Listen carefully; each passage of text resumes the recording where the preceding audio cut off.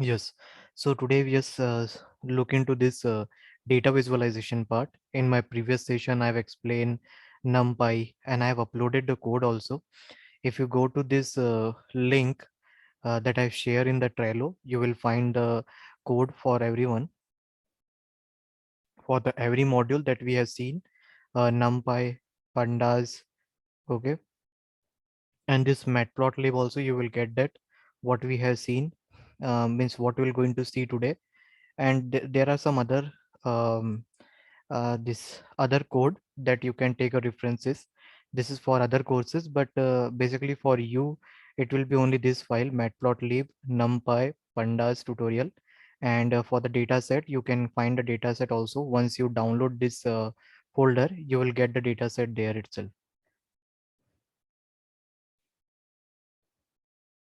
Or I will make a one separate folder for you here itself, data science live session, and there I will upload this three file. So you just need to download that folder itself. Okay, so this thing you can do it. And yeah, let's start about it. So see, whenever you wanted to learn about this, why do we go for this data visualization? Because this data visualization will give you the pattern. It will give you idea how datas are usually appear when in the interviews and all.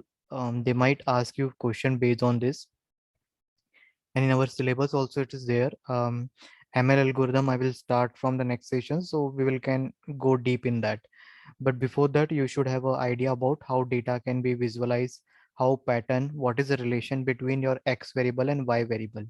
It means that with change in your performance, how this y variable will get changed. So what is the relation between these two column? You can see in the form of graph. So how you usually start? See, you go for this matplotlib, search for the matplotlib. When you go for it, you will see this different kind of graph here, and you can see there are different kind of graphs. And here also you can see line, bar, maker, image, and all different kind of bar you can see it. You can learn from here also by clicking on this example. You can get a several example, you can see that example and do it. Or you can directly do it from here also. You can just click on the one of the exam means graph, as I did here. So once you click on this you will see here like how this graph is occurring, and you will find a code also. So this code, okay, this code you can make it on the Colab. You can download also from here in both Jupyter Notebook format and Python format also. So what this code is doing here, first they are importing a matplotlib numpy library. Why do we need this? So that first one is to import your matplotlib library that will help in making the graph.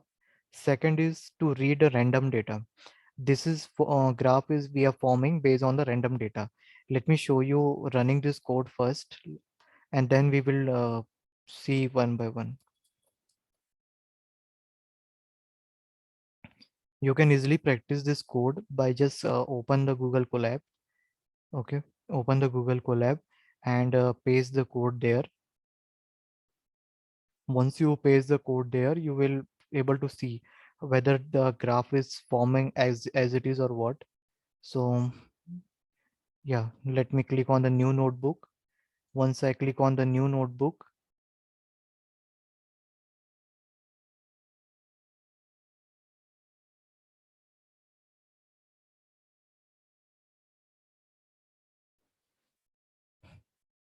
run it again.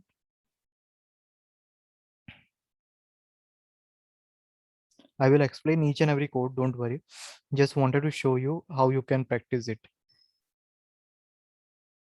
So it will take some time because internally it is working. And let me come down. You see the graph is forming. Let me rerun it.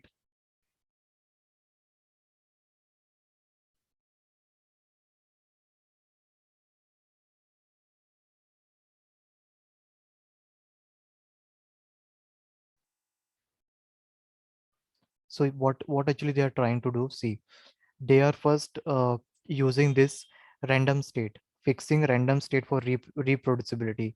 What do you mean by this? It means that they will going to work on random data.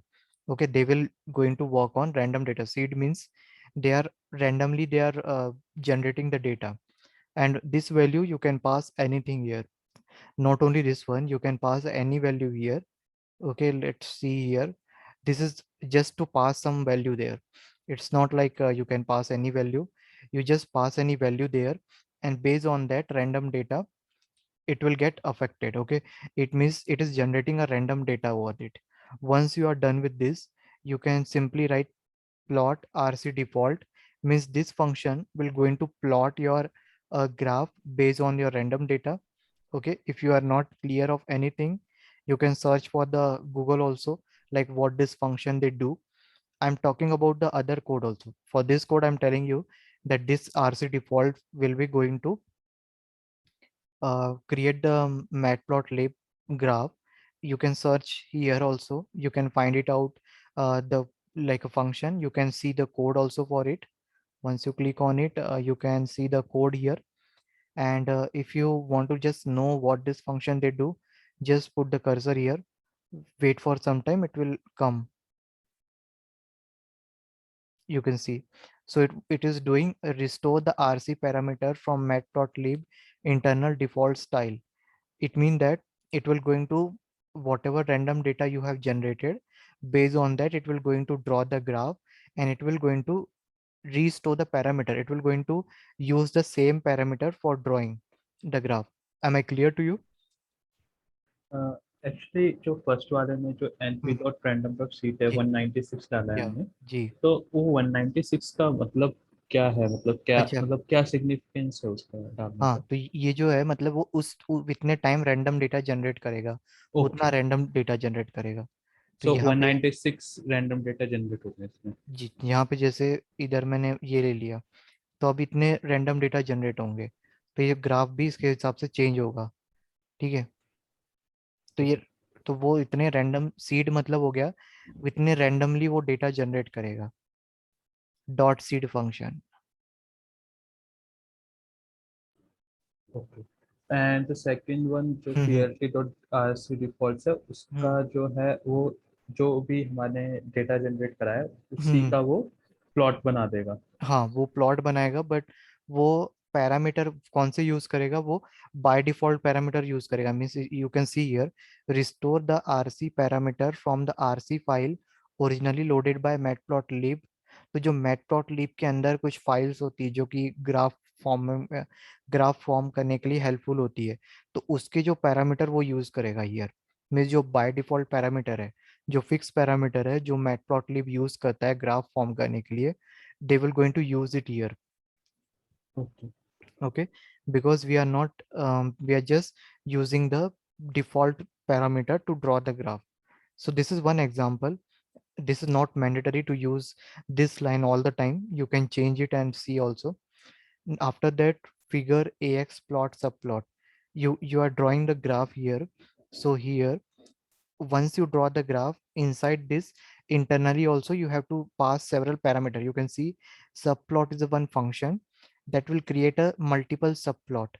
So inside this parameter it will create a multiple subplot, but here you can see we have only one graph. So this line you can ignore it. Means we are not creating multiple graph, we are just creating a simple graph. But let me show you, if you comment it, what will be impact on that. But you can see here, uh, this figure ax plt dot subplot, this will helpful for creating this whole graph. Why it is so? Because this plt rc dot default will only going to create the graph outer format, outer structure, but internally ये Tom में कितना बार का size होगा, Dick का कितना size होगा, Harry का कितना साइज होगा, ये बार की लेंथ क्या होगी, विड्थ क्या होगी, इसको डिसाइड करने के लिए हमें ये यूज करना होता है plt डॉट सब प्लॉट फंक्शन। तो ये बताएगा। अभी जैसे आरसी डिफॉल्ट हम यूज किया है, तो आरसी डिफॉल्ट क्या बोलेगा कि हाँ इसका एक लाइन ग्राफ बनना चाहिए, बट लाइन ग्राफ बनने के लिए कौन कौन सी वैल्यूज होगी, ये सब डिसाइड करने के लिए हमें plt डॉट सब प्लॉट को कॉल करना होता है। और plt डॉट सब प्लॉट फंक्शन में, एक मिनट मैं पैरामीटर दिखा देता हूँ। तो इसमें देखो कितने नंबर ऑफ रोज है, मतलब कितने रोज आप डेटा रीड कर रहे हो, उसमें कितनी कॉलम है, शेयर एक्स शेयर वाई एक कॉलम होती है जो कि एक्स और वाई का डायमेंशन बताती है. तो right, this is different kind of subplot they will going to draw. You can just in a simple word you can understand, they are drawing the, means they are just helping to draw internally the length of bar, width of bar. तो ये बोल सकते हो, ठीक है. Now here, what is your data. ये तो तुमने बता दिया कि मेरा ग्राफ एक बार प्लॉट होना चाहिए, और उस बार प्लॉट में जो सब प्लॉट मतलब इंटरनली कैसा अपेयर होना चाहिए उसका तुमने वेरिएबल डिक्लेयर किया यहाँ पे, figure a x p l t dot subplot. अब यहाँ पे तुम डेटा बता रहे हो कि my y axis will be this, because यहाँ पे तुमने बताया y position n p arange length of people, मतलब लेंथ ऑफ पीपल कितना है वाई, ठीक है. तो ये जो वाई वाई पोजीशन है उसमें कितने कितने लोग आ गए, N P dot arange length of people, मतलब 5 डेटा यहाँ पे आ गए. परफॉर्मेंस को तुम कैसे कैलकुलेट कर रहे हो, 3 into 10, ये एक रैंडम मैंने लिया है, 3 into 10 into N P dot random dot rand 5. तो ये कुछ 5 से मल्टीप्लाई करके उसको परफॉर्मेंस का कॉलम बनाएगा. Then error, if there is any error generated तो ये np dot random dot rand length of people. तो एक एरर जनरेट अगर होता है तो, okay, because we have to pass it this error column as a parameter to your one column. You can see here horizontal bar को define करने के लिए तुम्हें ये जो बार एच है ना, बार एच मतलब होता है horizontal graph, h for horizontal, b for means bar for bar graph.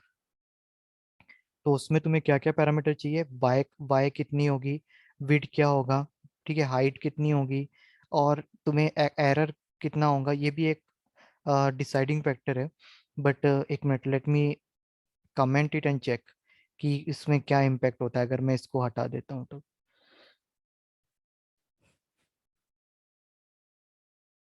ये you means you can't remember this thing, but if anyone give you any task based on that you can draw it. So देखो यहाँ पे मैंने इसको हटा दिया, तो ये ग्राफ में कुछ इम्पैक्ट नहीं हो रहा है, यहाँ पे बस वो लाइन नहीं आ रही है जो कि एक पहले लाइन आ रही थी, राइट. अभी जैसे मैं बताता हूँ उसमें, लेट मी कंट्रोल जेड, ठीक है. अब इसको रन करते हैं. देखो ये जो लाइन आ रहा है, ठीक है, ये लाइन किस लिए आ रहा है, ये जो बता रहा है कि इसमें कितना एरर है ऑन दैट पर्टिकुलर डेटा. तो ये एरर रेट मतलब कि हो सकता है कि ये यहाँ आना चाहिए, बट ये कुछ इधर आ रहा है, राइट. तो इसका कुछ, ये इससे माइनस इसको करोगे तो इतना कुछ एरर है तुम्हारे इसमें, राइट. मतलब यहाँ पे एक्चुअल बार का स्टार्टिंग इधर होना था, ठीक है, बट ये जो यहाँ से स्टार्ट हुआ है तो मतलब इतना कुछ एरर है, but this is not mandatory, you can ignore it also. I took the example from this matplotlib, that's why they might have added this, but you can ignore this, this is not needed.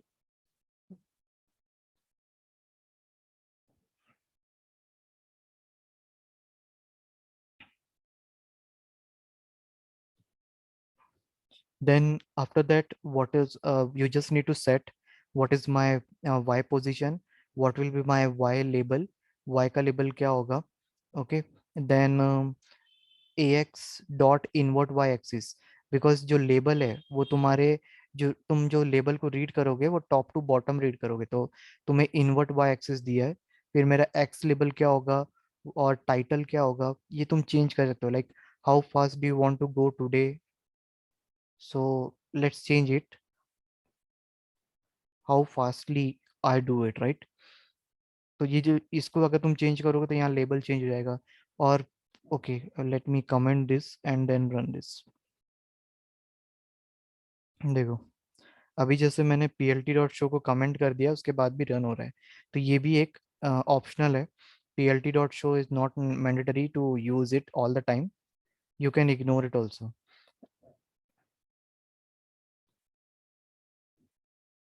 But differences ये होता है कि अगर इसको comment करते हो तो वो सिर्फ ग्राफ दिखाता है, बट अगर, but you can see here, ये तुम्हें टेक्सचुअल डेटा भी बता रहा है कि कितना मेरा टेक्स्ट, मतलब मेरा टाइटल क्या है उसका वैल्यू क्या है, तो ये तुम, you can ignore this. Similarly the things that you are not getting like ये इनवर्ट वाई एक्सिस, तो इनवर्ट वाई एक्सिस किस लिए यूज हो रहा है कि means you just need to read the data from top to bottom. Obviously हम जब ग्राफ को रीड करते हैं तो you have to tell them like I wanted to see the data from top to bottom. So this approach you can follow it. If you want to comment it, आप इसको comment करके भी देख सकते हो कि can is there any changes are occurring on my file. तो you can see here. तो अभी यहाँ पे क्या हो रहा है, ये चेंजेस हो गया, मतलब अभी ये मतलब when I invert it, when I commented this one, it is taking big one at first, then based on that it is arranging. तो ये चेंजेस होते हैं, right? Am I clear to you how this graph is forming, or what is the meaning of each and every line?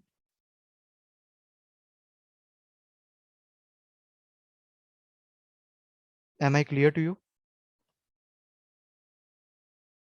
Okay, yeah. Gaurav, yes, अभी मतलब एक बार मुझे दोबारा देखना पड़ेगा खुद से, क्योंकि थोड़ा okay. कौन सा समझ में नहीं आ रहा है यहाँ पे? कुछ समझ में तो मतलब आ रहा है, बट चीजें काफी है तो वैसे हो रही ज्यादा हो रही है, तो थोड़ा रिटेन करने में दिक्कत आएगा। Mm-hmm. No, actually, this is a example given in the means like a document. So that's why you are looking complex. But what you need to do it here, see, first तुम code को copy करो, then you just comment all the line and then remove it and based on that try to understand कि actual में क्या बोल रहा है।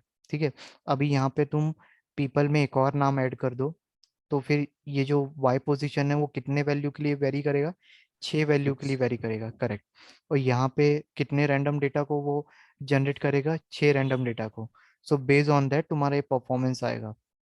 ठीक है, और जो रैंडम सीड जो होता है, रैंडम सीड मतलब ये होता है कि मतलब रैंडमली डेटा जनरेट होते जाएगा, ये है random dot seed, seed function है। इसको मैं क्लिक करके दिखाता हूँ, एक मिनट। कोई भी चीज़ समझ में नहीं आती तो तुम पढ़ सकते हो उसको कि क्यों यूज हो रहा है। जो अभी ये हम मतलब आपने जो प्रोग्राम है हम्म हम्म, तो उसका मतलब यूज क्या है? जैसे हमने रैंडमली जनरेट करा और हमने 5 लेवल लेवल दे दिए हम्म, कि टॉम, डिक एंड हैरिस, या सिंजन। करेक्ट। तो तो इसका मतलब ये सिग्निफिकेंस मुझे समझ नहीं आया, रैंडमली जनरेटेड नंबर्स हम इनको डिवोट क्यों कर रहे हैं? नहीं नहीं, रैंडमली जनरेट डेटा रिवोट नहीं कर रहे इसमें। The datas are your performance, performance में डेटा तुम्हारा ये है, ठीक है। बट ये जो रैंडमली सीड ये हो रहा है कि तुम्हारा मतलब ईच डेटा, मतलब जो कोई भी अगर डेटा तुम पिक करते हो उसको तुम कितने टाइम रन कर सकते हो, मतलब ये सीड वैल्यू जो होती है ना, ये जस्ट ये बताती है कि रैंडम वैल्यू तुम पास कर रहे हो, और ये ग्राफ को तुम मल्टीपल टाइम रन करोगे तो इतने टाइम रैंडम डेटा जनरेट होगा। तो ये जो वैल्यू है ना, ये हम एक मिनट, अब मैं इसको 1 दे के दिखाता हूँ, रुक जाओ।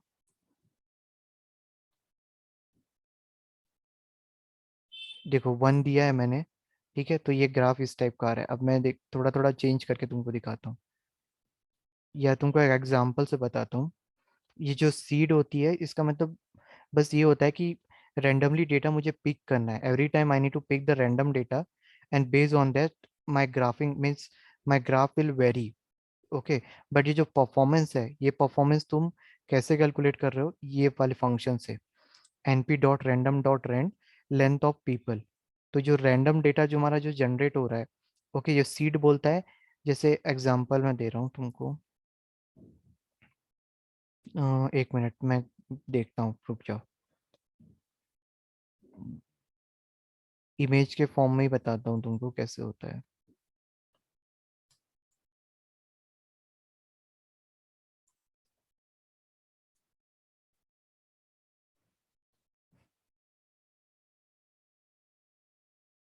हम्म, नहीं इसमें यहाँ से ही देख के बता,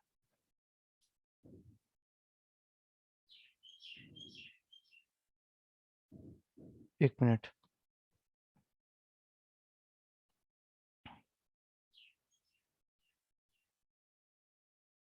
देखो, ये देखो यहाँ पे क्या हुआ है, np dot random dot seed 0, ठीक है। फिर एक वेरिएबल में मैं रैंडम नंबर हम जनरेट कर रहे हैं।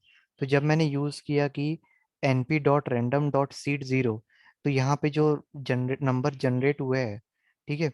ये जो रैंडम नंबर जनरेट हुए वो स्टार्टिंग फ्रॉम जीरो हुए हैं। ठीक है। तो सीड बोलने का मतलब ये होता है कि रैंडम नंबर जनरेट हो रहा है, और उस रैंडम नंबर जनरेट होने में कहाँ से तुम स्टार्ट करना चाहते हो। अगर मान लो मैं रैंडम नंबर 0 से 100 के बीच जनरेट करना है, ठीक है, बट मैं चाहता हूँ कि मेरा ग्राफ फॉर्मिंग 50 से हो, मतलब 50 वाले डेटा से पिक करके स्टार्ट हो। मतलब समझ रहे हो कि suppose random number is generating from 0 to 100, but I want that random number should be picked from 50, not from 0 to 100, or not from 0. It should be picked from 50 for forming the graph. So मैं यहाँ पे seed में वो 50 दूंगा, तो वो 50 को pick करते हुए हर एक मतलब रैंडम टाइम जनरेट करेगा वैल्यू, मतलब 50 टाइम डेटा को जनरेट करेगा। अभी जैसे यहाँ पे 0 पास किया है, तो ठीक है, यहाँ पे क्या किया है, पहले देखो np डॉट रैंडम परमुटेशन, ये 5 वैल्यू हमने प्रिंट की है, 1 2 3 4। एक मिनट, पहले तो प्रिंट इसका हुआ है, फिर ये 4 इसके प्रिंट हुए, और ये वाला, ठीक है, np डॉट रैंडम रैंड, एक मिनट, प्रिंट या, सो 28 सीट 0 10 प्रिंट किया है, ठीक है, 2849610005। इसमें भी एग्जांपल था, सीट 0, तो ये तो परमुटेशन के हो गए। एक मिनट, एक रुक जाओ,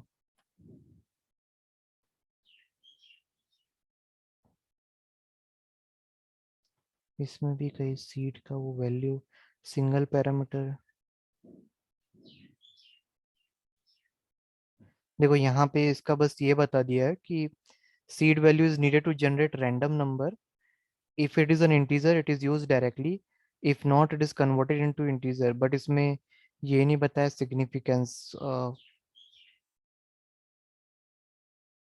ओके ओके, इसका मैं और एग्जांपल देखता हूँ।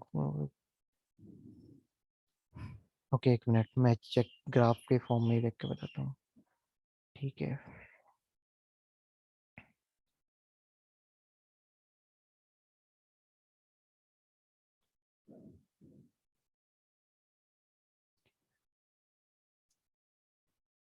Okay, you can just think it as of now कि जो रैंडम नंबर है सीड, अगर मेरा ये जो रैंडम नंबर जनरेट करने में हेल्पफुल है, ये तो यहाँ तक समझ में आया।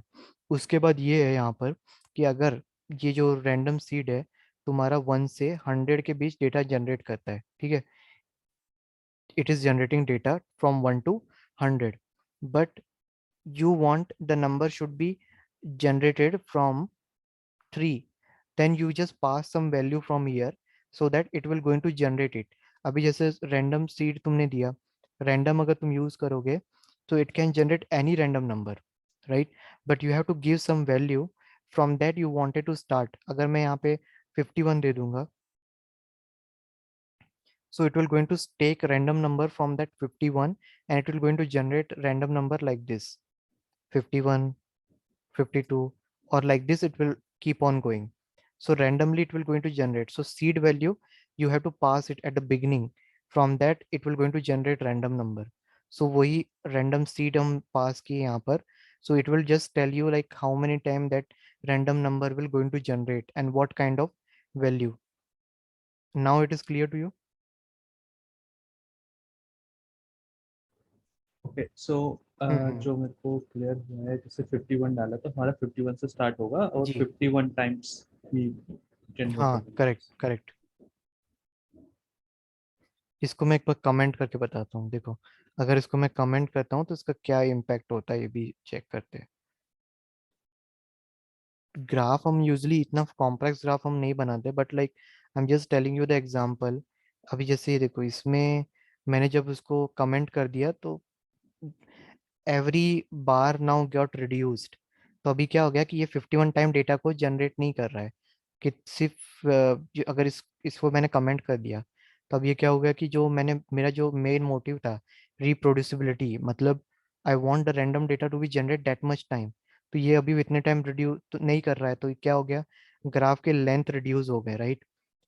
अभी अब मैं इसको कम करूंगा और मान लो 3 करूंगा तो ग्राफ और चेंज हो जाएंगे। because it will going to generate only that much random number. You can see it here. तो वो एक इम्पैक्ट होता ही है ग्राफ में, और उसको मैं कमेंट कर दूंगा, तो वो कमेंट करने पे वो रैंडम नंबर इतने जनरेट नहीं करेगा, तो ग्राफ में obviously the length will be get change. Okay, लेकिन जैसे जीरो था उस केस में तो फिर हम्म। भी रैंडम नंबर जनरेट हुआ था। कहाँ पे? ये अभी वाला? एक, हाँ आपने एग्जाम्पल दिया ना जीरो। हम्म। नहीं, ये तो परमुटेशन को प्रिंट कर रहा है ना। यहाँ पे प्रिंट देखो, प्रिंट क्या बोल रहा है, प्रिंट परमुटेशन। ठीक है, तो ये दूसरा रैंडम परमुटेशन वैल्यू कर रहा है। मतलब परमुटेशन मीन्स ऑलमोस्ट 10 डिजिट ये जनरेट कर रहा है। देखो 1 2 3 4 5 6 7 8 9 10, यहाँ पे इसको हम प्रिंट नहीं करा रहे, प्रिंट एनपी रैंडम सीड। यहाँ पे हम प्रिंट करा रहे परमुटेशन को, फिर एनपी डॉट रैंडम परमुटेशन 10। हर जगह 10 है, यहाँ पे 4 है, तो या रैंडम फिर नंबर। यस। सीड का यूज क्या हुआ है यहाँ पे कि बस यही कि जीरो से स्टार्ट हो जो अगला हाँ रैंडम डॉट ट्रेंड जो चालू है हाँ, परमुटेशन वाले में। ओके। करेक्ट। मतलब जीरो से स्टार्ट होगा और any number of random number generate होगा। मतलब ऐसा नहीं है इसमें जीरो इंटू जीरो। मतलब अगर तुम जीरो स्टार्ट कर रहे हो, जीरो डाल रहे हो, मतलब जीरो से तुम्हारा रैंडम नंबर स्टार्ट होगा, and it can be any number. But अगर मैं उसमें स्पेसिफिकली कोई वैल्यू देता हूँ, then it will going to start from that particular number, your random number. Means that much time reproducibility will come. अगर मैं जैसे 3 लेता हूँ, तो 3 से तुम्हारा स्टार्ट होगा, और any range of random number will generate. तो ये होता है यहाँ पे। तो हम लोग प्रिंट कर रहे हैं परमुटेशन को, और number of random number generator 4। तो उस हिसाब से प्रिंट, अभी जैसे मैंने यहाँ पे 4 पास किया, तो ये सिर्फ 4 को प्रिंट कर रहा है। देखो, it is just printing 4 random number, 0.54, 0.71, 0.60, 0.54, right. Similarly एक और 4 को मैंने पास किया, सो इट इज प्रिंटिंग 4। और उसके पहले हमने 0 0 पास किया है, तो फिर उसने 0 0 ले लिया। But why it is not taking in other case? इसके केस में तो 0 0 ले लिया इसने, कि मैंने सीट को जीरो से असाइन किया हूँ, तो इसने रैंडम नंबर जीरो के हिसाब से ले लिया है। But why not in other case? Because मैंने स्टार्टिंग जीरो दिया है, तो वो कोई भी रैंडम नंबर जीरो से ले सकता है, उसमें कोई बाउंडेशन नहीं है। But I wanted to start from zero, तो मैंने इसलिए सीड जीरो दी है।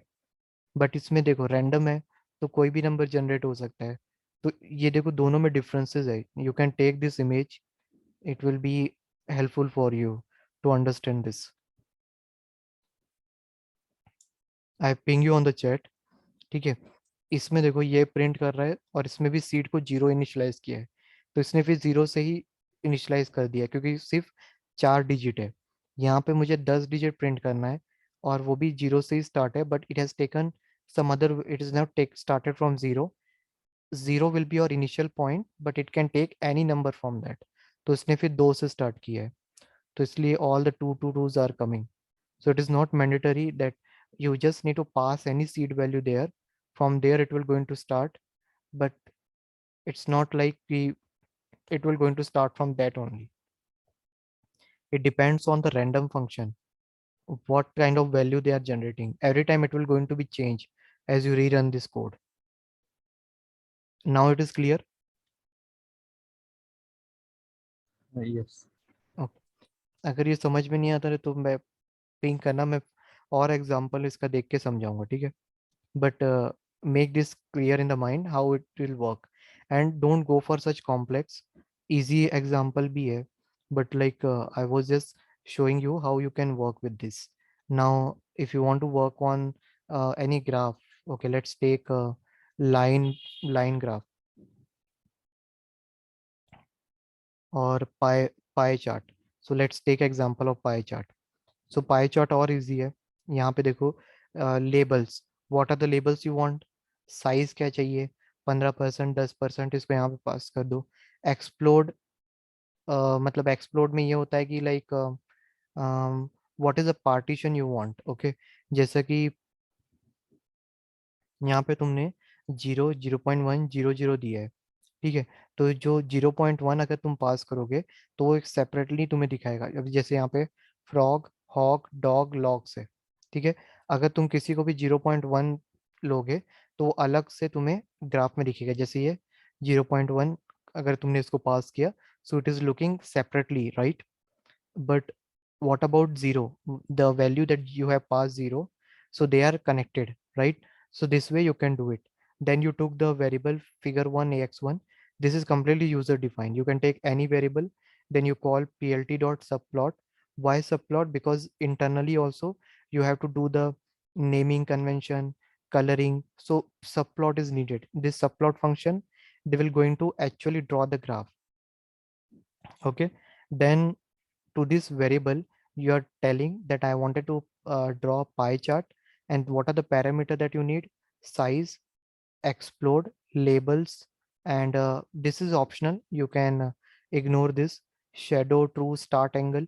Start angle obviously you need to pass, because you know to tell like in which direction it should be passed. Means 90-degree, like if you draw a four quadrant, then with respect to 90-degree every angle should be, this circle should be draw. Okay, then you just write ax1 dot x is equal. So with respect to the aspect ratio, this pi will draw in form of circle, and you can see it. So it's very easy, it's not difficult. Now what is the use cases? When you will going to work, you will going to work on your whole data set, not like this labels. जब हम लोग work करेंगे, then we will going to work on our complete data set, where your x-axis will be any column, y-axis will be any data. You're not going to pass hardcore value like you are doing here, label, size. We will only going to read a data. We will going to draw the graph based on the column of our data set, and the size will going to be read from the data set only, and then we're going to write this. तो इसको अगर जैसे run करोगे copy करने के बाद,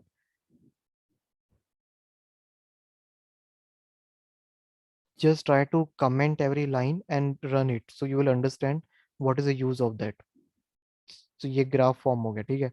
अभी इसके अंदर मैं इसको कमेंट करता हूँ, तो देखते हैं कि क्या चेंज आता है, ठीक है। See any kind of comment.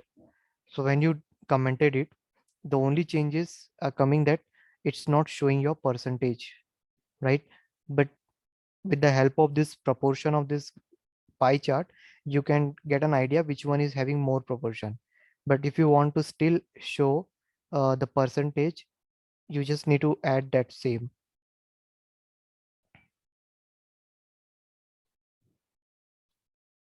So percentage float के फॉर्मेट में, इसलिए ऐसे शो हो रहा है।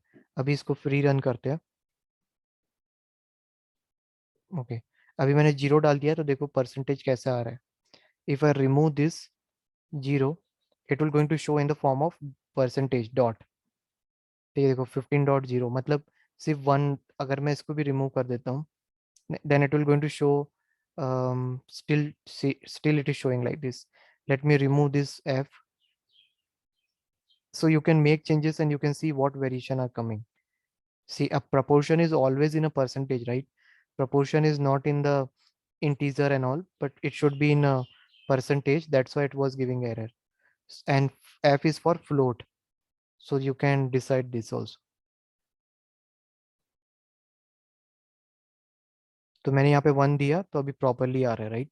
और ये f बताता है फ्लोट वैल्यू के लिए, because it is coming in 15.0, 10.0, right? Okay, अब मैं इसको शेडो ट्रू को रिमूव करता हूँ, ठीक है। अब चेक करते हैं कि क्या चेंजेस आ रहा है। तो देखो शेडो ट्रू को रिमूव कर दिया तो कोई चेंजेस नहीं है, right? So that in that way you can understand, okay, if I don't consider that parameter, is it fine और not, so that way you can learn. Similarly अब मैं स्टार्ट एंगल को देखता हूँ। अगर मैं स्टार्ट एंगल को remove करता हूँ तो क्या चेंजेस होता है, और अगर मैं चेंज करूंगा एंगल तो क्या चेंजेस होंगे, right? So now let me run this.